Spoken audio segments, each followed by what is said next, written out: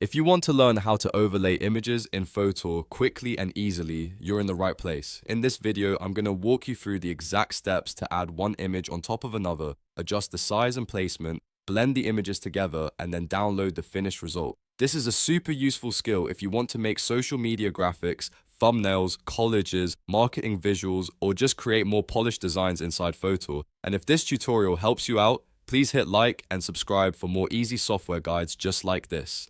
Alright, let's jump in. First, open Fotor and go into the editor. From here, you want to upload your primary background image first. This will be the base layer of your design, so choose the image you want everything else to sit on top of.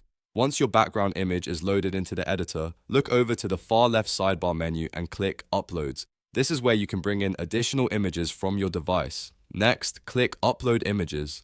A file browser window will appear, and now you can choose the photo you want to layer over your background. Select the image and upload it into Fotor. Once it appears in your Uploads panel, you can drag and drop it directly onto your canvas. In some cases, you may also be able to click the image to place it on top of the background automatically. Either way, your second image should now appear as an overlay on your main image. Now that the image is on the canvas, it's time to position it properly. Click on the top image so the corner handles appear around it.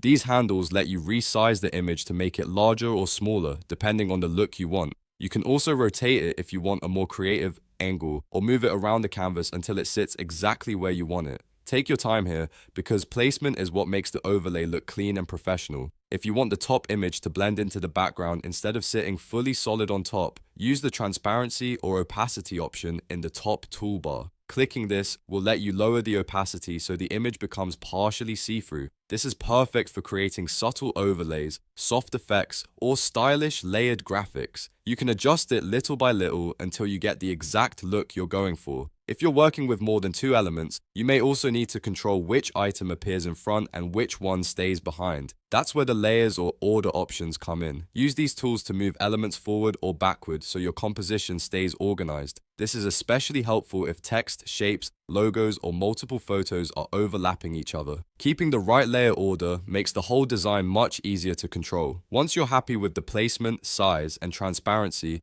take one final look at the overall design. Make sure the overlay looks balanced and nothing important is hidden or cut off. After that, click Download at the top bar above the canvas. Fotor will prepare your image, and then you can save the layered design to your device. And that's it.